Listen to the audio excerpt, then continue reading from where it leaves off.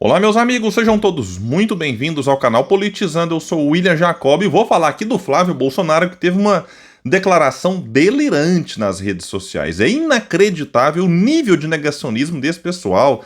Não bastasse na pandemia, em questões climáticas, agora em outras áreas também, Flávio. É brincadeira o que esse cidadão falou, mas claro, vamos explicar aqui e rebater mais uma vez. Falarei também do senador Jorge Seife, aquele que fez uma declaração lamentável naquele episódio de um homem que jogou um trabalhador, né, em cima de uma ponte. Agora ele veio dando um recuo, voltando atrás, mas até nisso a gente percebe também que há aqui algumas questões lamentáveis. Já vamos aqui também trazer isso. E trarei notícias atualizadas sobre o estado de saúde do presidente Lula. Vamos explicar tudo, só que antes quero pedir a sua ajuda. Chegou no canal, viu que não está inscrito? Se puder, se inscreva, ativa aí o sininho das notificações. Se gostar do vídeo, manda o joinha pra cima. Se não gostar, faz parte, joinha pra baixo, comenta, compartilha, espalha. Vamos trazer mais pessoas pra cá, porque aqui nós lutamos por um Brasil melhor. Pessoal, vamos lá então começar aqui com notícias sobre o estado de saúde do Lula. Muitos acordaram aí preocupados com a situação, porque, segundo consta, Lula foi levado às pressas. A manchete aqui do Globo diz que é numa operação de guerra, a forma como foi levado, com todos os cuidados possíveis, de Brasília para São Paulo, e ele passou por uma cirurgia. Todo mundo aqui já sabe, dentro dos detalhes, vamos aqui apenas atualizar, mas o Lula sofreu uma queda no banheiro em outubro, e mesmo hoje aí, 2 meses praticamente depois, a gente está vendo as consequências dessa queda. Então teve lá um hematoma, e a cirurgia foi feita para drenar este hematoma na cabeça do presidente. A equipe médica que operou o Lula disse nesta terça, em uma entrevista à imprensa, que ele está bem, conversa e se alimenta normalmente, e não ficará com nenhuma sequela. Segundo os médicos, as funções neurológicas dele estão preservadas, abre aspas, para o cardiologista Roberto Calil. O presidente evoluiu bem, já chegou da cirurgia praticamente acordado, foi extubado e encontra-se agora estável, conversando normalmente, se alimentando e deverá ficar em observação nos próximos dias. Então é isso, que o presidente seja muito bem assistido, com certeza já está, que ele se recupere bem, e episódios como esse, a gente observa muitas pessoas fazendo piadinha, particularmente não gosto, independente também do político. Não fazia com o Bolsonaro, quando ele passava lá. A gente apenas levanta suspeitas sobre o Bolsonaro, que era muita coincidência, Sempre que o Bolsonaro ficava ali, uma investigação aproximava dele, a coisa estava fechando, dava uma dor de barriga, ia para o hospital, e aí ficava lá internado, e às vezes era tipo dor de barriga mesmo, tô aqui exagerando não. Às vezes ele ficava no hospital lá 2 dias, saía, não acontecia nada.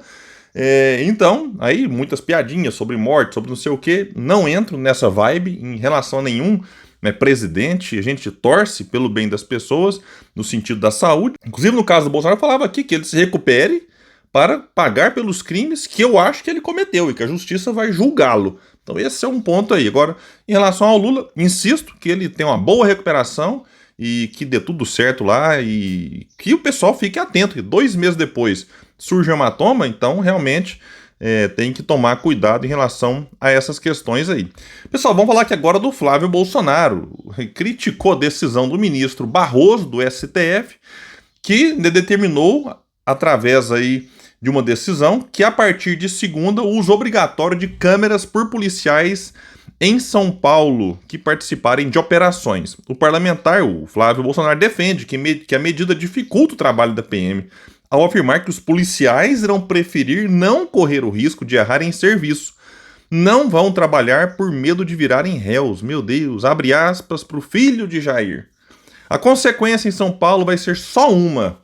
Olha, então, segundo Flávio Bolsonaro, só temos uma consequência da decisão do Barroso de obrigar policiais em operações a utilizarem a câmera corporal. Aí então, qual que é a única consequência, Flávio Bolsonaro? Disse ele, a maioria dos policiais vai preferir não correr o risco de errar em serviço. Não vão trabalhar por medo de virarem réus. Se a população reclamar, vão dizer, reclama com o Barroso. E não é torcida para que isso aconteça. É a óbvia consequência prática de sua interferência na segurança pública. Meu Deus, como é que delira desse tanto? Isso não faz sentido, Flávio. A câmera vai mostrar os fatos. O policial não vai ter medo do seu trabalho se tiver noção que está seguindo a lei. Se está seguindo a lei, inclusive no caso em que ele tem ali chamado de excludente licitude, em que aí sim, se tem alguma situação em que ele tem que revidar e dar um tiro, inicialmente tem que ser um tiro, por exemplo, para imobilizar a pessoa e não para matar, né? Mas dependendo da situação, a própria legislação tem isso aí tudo, digamos assim, respaldado ali. Então, se está sendo filmado, opa, e está cumprindo a lei, fazendo tudo certinho, não tem que temer, vai continuar trabalhando. Isso aqui vai prejudicar quem? Os maus policiais, e são muitos, não são maioria. É uma pequena maioria de maus policiais que acabam manchando a imagem da corporação. Na decisão de segunda, Barroso ainda estabeleceu a manutenção do modelo de câmera de gravação ininterrupta, até que seja comprovada a efetividade de um sistema alternativo adotado pelo governo estadual.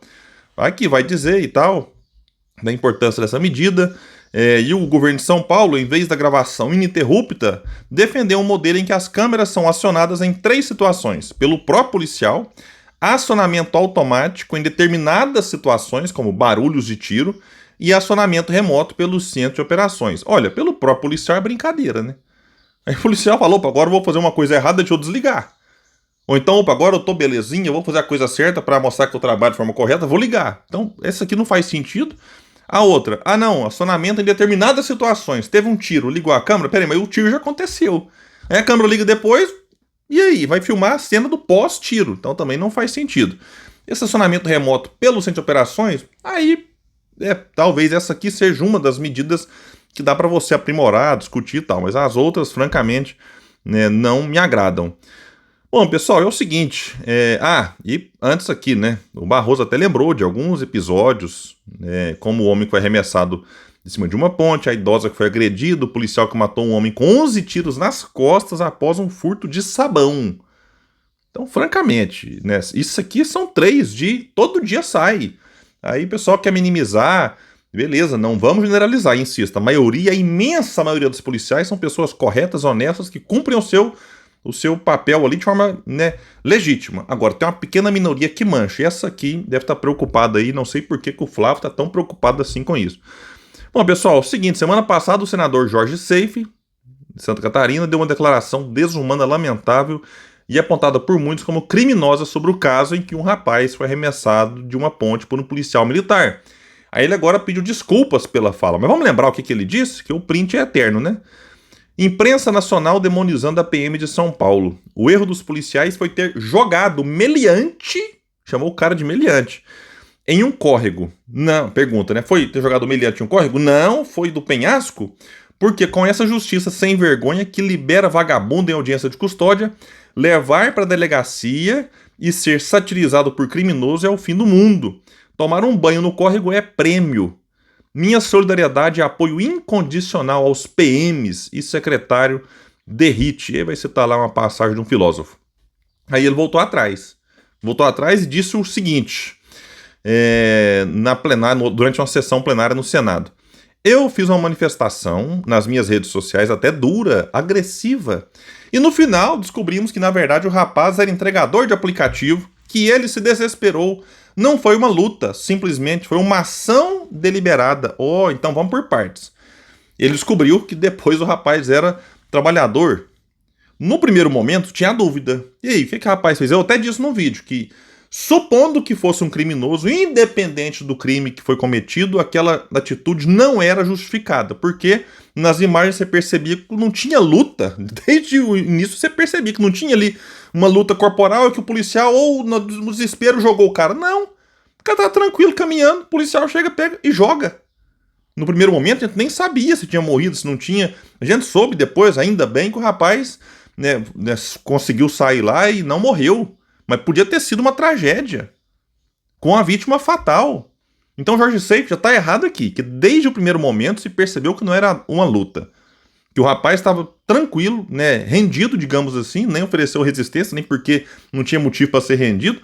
Mas a fala dele aqui dá a entender que, não, se fosse um criminoso, então justificava jogar de cima de uma ponte. Então, como ele era só um entregador de aplicativo, aí não pode jogar. Vamos perguntar para Jorge Seife. Jorge Seife, então, baseado no que você disse, eu entendi, posso estar errado, vocês me ajudam aqui no comentário.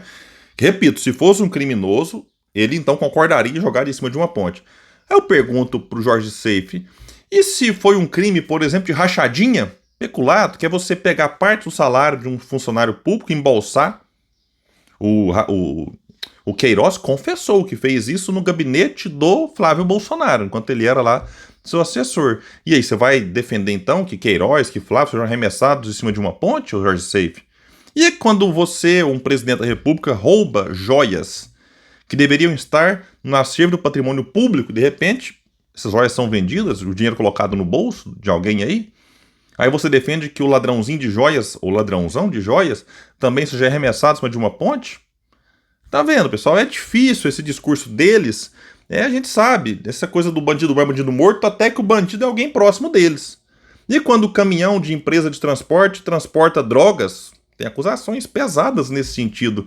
Não quero aqui citar nomes, o Reinaldo Azevedo já falou disso. Então, muito cuidado, Jorge Seife, né? Às vezes o tiro pode sair pela culatra. Bom, eu fico por aqui. Quem puder, espalha, compartilhe o vídeo. Vamos trazer mais pessoas pra cá, porque aqui nós lutamos por um Brasil melhor. Valeu, gente, até mais.